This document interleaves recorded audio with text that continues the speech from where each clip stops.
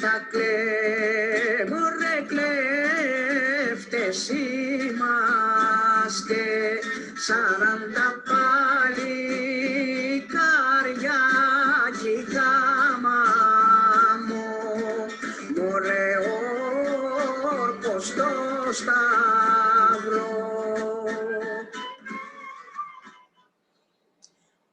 As canções cléfticas, classificadas como canções históricas pelos folcloristas, nasceram no final do século XVIII, embalando o movimento de independência e a luta pela formação do Estado grego. Elas nascem num momento histórico e numa região específica. Nascem nas montanhas insubmissas do norte da Grécia, nos desfiladeiros e picos nevados da Cordilheira de Pindos, na região de Épiro.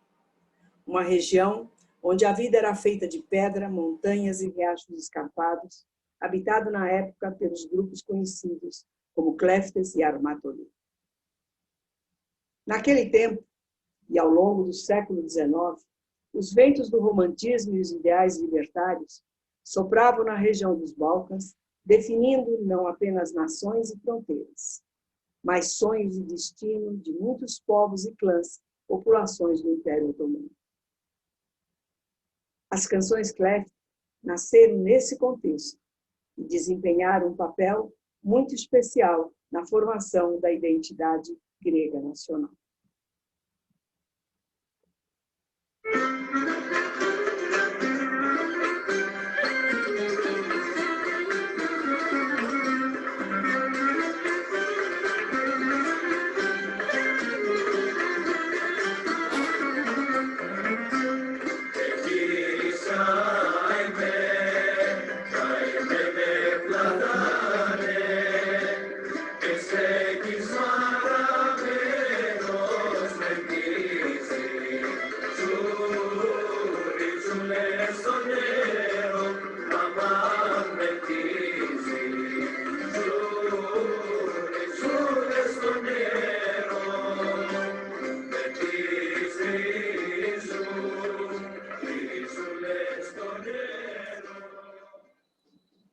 Nas canções cléfticas, a natureza participa da luta pela independência. Montanhas e árvores falam, pássaros adotam a linguagem humana, águias são mensageiras. Na canção que acabamos de ouvir, o plátano conversa com os cléftes sobre os acontecimentos e por que está tão maltratado e seco.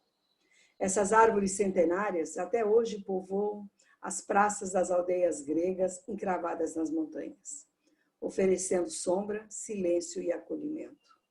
É a seus pés que a gente do lugar se reúne, festeja ou confessa suas dores e esperança. As canções cléfticas expressam sentimentos que o imaginário popular evoca, ligados à natureza, à dor, mas também à admiração pelos heróis, homens e mulheres que se destacaram nas batalhas.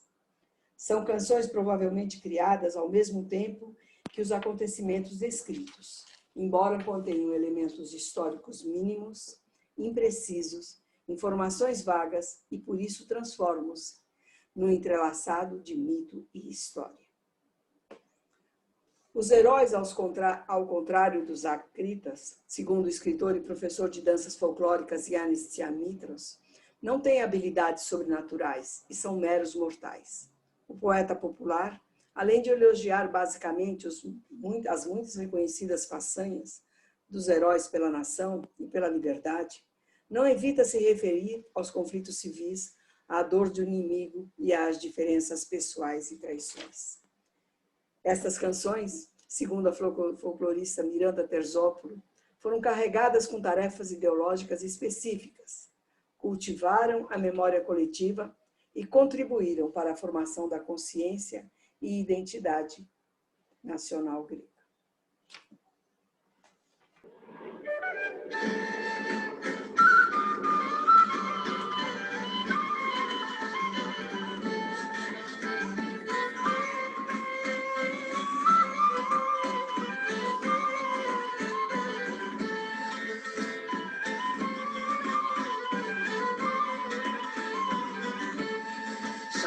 Τα κλέβω ρε κλέφτες είμαστε, 40 παλικάρια γιγάμαμο, μωρέ όρκος στο σταυρό. Os cantos cléfticos são odes à coragem, à guerra, aos heróis, mas também à morte. Nesta canção, os 40 valentes guerreiros estão com seu capitão ferido, que lhes pede para carregá-lo ao ponto mais alto da montanha para morrer. Theodoros Kolokotronis, um dos heróis da Guerra da Independência, diz que as canções eram feitas por aldeões, os cegos com as liras. Já Domna Samil, que nasceu em Atenas e sua família era originária de Esmirna, dedicou sua vida à pesquisa da música folclórica grega e descreve que essas canções funcionaram como jornais ou periódicos da época para os seus criadores e conterrâneos, enquanto que para gerações futuras serviram como lição de história. Lembremos que, a exemplo de todos os estados-nação criados no século XIX, a Grécia teve que recorrer constantemente ao seu passado glorioso para a formação da consciência e identidade nacional. Um episódio que ilustra o despertar dessa consciência está nos escritos de Yannis Makrigiannis, um dos heróis da luta pela independência, filho de pastores da Romélia. Diz ele: eu tinha 2 estátuas muito belas, uma mulher e um jovem príncipe. Estavam inteiras. Nelas viam-se as veias, tamanha sua perfeição. Depois da destruição de Poros, os soldados as tinham levado para Argos e preparavam-se para vendê-las a europeus. Pediam 1000 tálers por ela. Chamei soldados e disse-lhes que lhes deem 1000 ou 10.000 tálers. Não permitam que elas saiam de nossa pátria. Foi por coisas como essa que nós lutamos.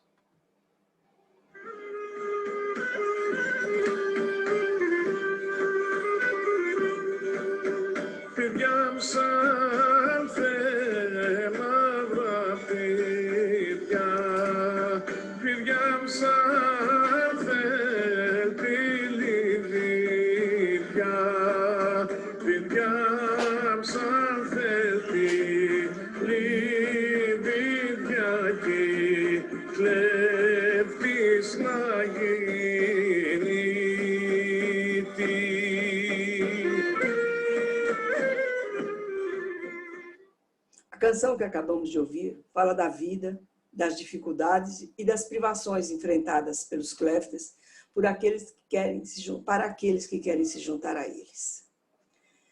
Na literatura, os grupos de cléftes e armatolí são bandos de patriotas gregos que resistiram nas montanhas à ocupação da Grécia pelos turcos. E o cléfte, segundo José Paulo Paes, é uma versão do bom bandido, dos românticos, aquele que empunha sua própria espada, tem ódio à tirania e o amor pela liberdade. Entretanto, a versão romantizada é distinta da versão histórica. A palavra cléftes significa ladrão em grego. Bandos de cléftes viviam à margem do Império Otomano, em lugares de difícil acesso, para não pagar impostos aos coletores do Império. Para sobreviver, assaltavam e atemorizavam os aldeões, inclusive gregos. Já os armatolí eram milícias de distritos chamados armatolík, contratadas pelo Império para combater o banditismo, ou seja, os próprios cléftes. O que tinham em comum é que ambos os grupos possuíam armas, uma espécie de 2 faces da mesma moeda.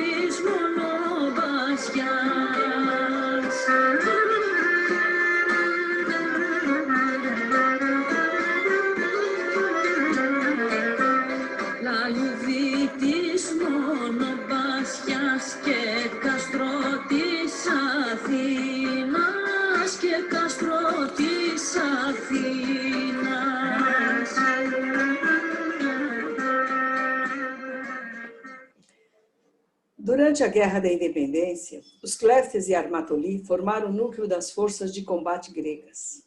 O comandante Magrianis, o filho dos pastores romeliotas, dizia que esses grupos eram o fermento da liberdade. Kolokotronis, em narração dos acontecimentos da raça grega de 1770 a 1836, ditada a Georgios Tertsis, descreve, através do depoimento oral, a vida dos Armatoli e dos Cleftes. Diz ele: os primeiros oficiais foram alçados por sua bravura ou por sua sabedoria. Pagava-se salário quando era Armatoli e dividia-se os espólios no caso dos Cleftes. Premiava-se também aqueles que se destacavam. Além disso, estabeleciam regras também. Respeitar as mulheres, expulsavam quem quisesse estuprar qualquer mulher. Definiam quando deviam cortar os cabelos, promoviam brincadeiras com pandeiros, saltos, danças e cantos heróicos. As canções, diz ele, eram hinos, verdadeiros jornais militares.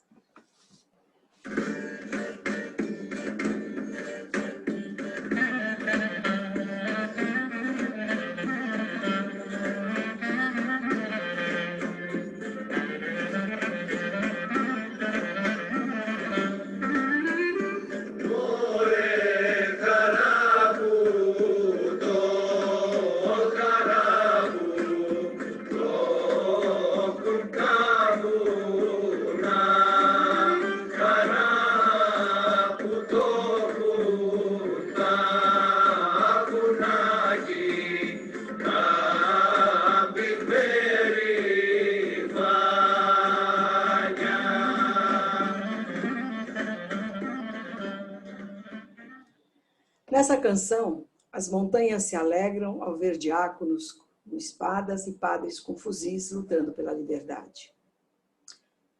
O helenista e escritor Jacques Lacarrière define os Cleftes e Armatoli como homens da montanha, homens de armas, alma grande e de coragem.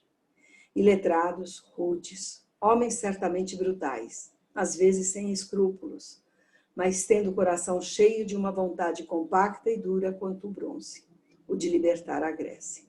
Sem esses homens, diz Lacarrière, essa Grécia reencontrada, ou melhor, sobre o que nós ocidentais acreditamos encontrar ou reencontrar, sem esses combatentes, talvez não houvesse Grécia hoje.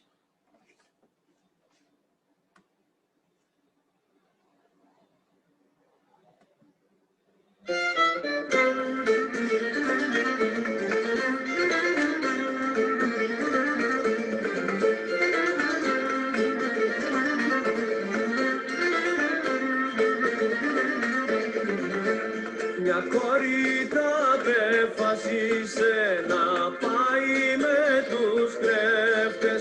Βάνει φωτιά, βραβάνο χαμάναμαν. Βάνει φωτιά στον αργαλιό. Βάνει φωτιά. Essa canção conta a história de uma moça que ateu fogo ao tear e resolveu se juntar aos Cleftes. Por 12 anos, conviveu com os comandantes e os Cleftes sem descobrirem que era mulher. Num dia festivo, quando os Cleftes estavam jogando, lançavam pedras para ver quem conseguia atirar mais longe, a jovem juntou-se a eles e, ao fazer um movimento mais brusco, rompeu-se o botão prateado. Assim, deixou à mostra o seio, revelando o seu disfarce. A luta pela independência contou com uma participação intensa das mulheres, uma tradição mantida ao longo do século XIX e XX, embora a história oficial tenha relegado a segundo plano, quando não ignorado essa participação. O resgate histórico dessas combatentes, algumas famosas, como Lascalina Bobulina ou Mandos Mavrogiannis, outras, a grande maioria anônimas, é algo recente que se intensificou com as pesquisas realizadas a partir da década de 80. Quando se fala de independência da Grécia, uma das histórias mais famosas, lembrada com orgulho pelo imaginário popular, é a dança do Zalongo, que se refere à lenda das mulheres sulhótices que dançando se atiram no precipício com seus filhos para fugir da dominação turca. Aqui, também história e mito se confundem. Segundo o pesquisador Alex Politis, o evento, que aconteceu em 1803, foi enriquecido posteriormente com detalhes de boatos que ouviram, sem verificá-los especificamente. É a história de quem conta um conto, aumenta um ponto. São várias as versões do fato. Uma versão coletada por Péricles Erlendes em 1866, na vila vizinha de Camarina, conta que no mosteiro de Taxierques, na raiz do rochedo de Zalongos, refugiaram-se 300 suliotes, contra os quais uma força de 2.000 homens atacou e cercou. Os suliotes correram para o topo do rochedo com o objetivo de cruzar para o outro lado e escapar. O pico, entretanto, já havia sido ocupado por seus inimigos, o que fez com que os suliotes ficassem encurralados. Então, o último suliote jogou seus filhos no penhasco e lutou. Homens e mulheres lutaram com suas espadas. Durante a batalha, alguns foram esmagados e outros pularam para escapar ou até morrer. A maioria deles foi morta, mas alguns caíram nos arbustos e escaparam. Outra versão afirma que os homens de Ali Pachá perseguiram os sobreviventes, que afogaram suas crianças que gritavam para que não fossem notados. O que realmente aconteceu naquele rochedo, nunca teremos certeza. O que talvez possamos pressentir é a força humana de, através da arte, transformar a dor em esperança e em atos heróicos, nutrindo as novas gerações.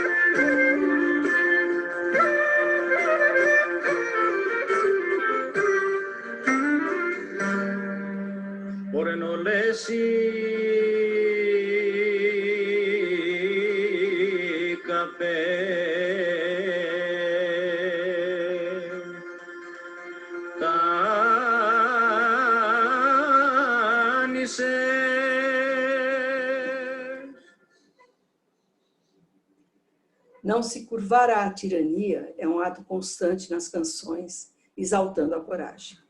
Nessa canção, todas as capitãs foram prestar tributo a Ali Pachá, mas Lena, do clã Bozari, protesta e não se submete. Segundo Miranda Terzópolis, nos momentos mais difíceis da história, nas condições mais desfavoráveis, diante das maiores perdas, as canções mantêm e estimulam a visão e a ânsia de liberdade, infundem força para a luta, fé em valores e ideais esquecidos, elevam a autoestima dos vencidos. As canções funcionam como mitos musicais e permitem que cada geração as reinterprete, renovando seu significado. Uma forma de expressar cantando as necessidades do seu presente.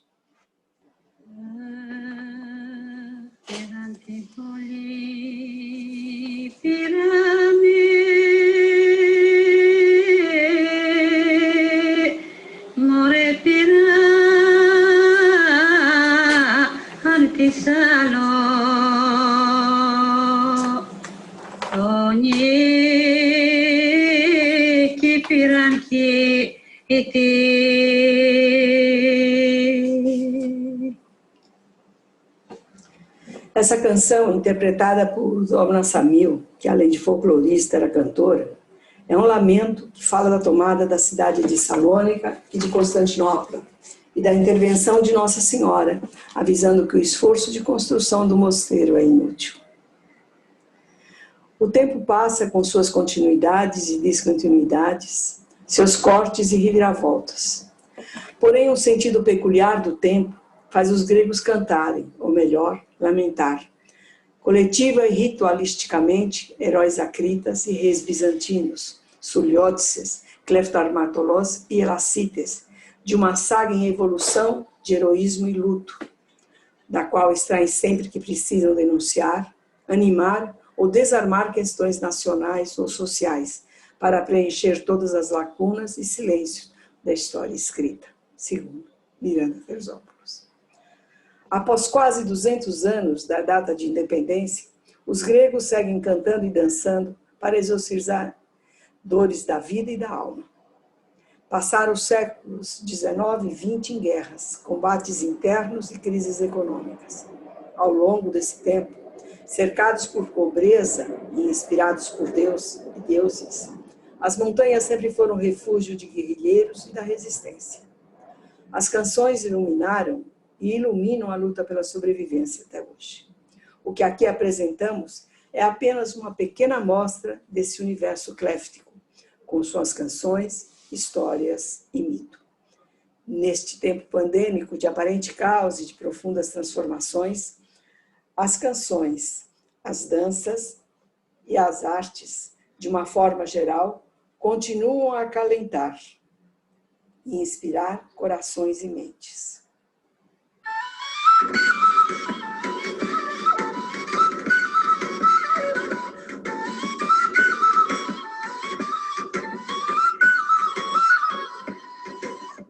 Όλα τα κάστρατα είδα κι όλα τα βύρα, βραμάνα μάνα μάν κι όλα τα βύρα. Όλα τα βύρα, φραγκόπουλα και ρομιά, σαν τη σόρια στο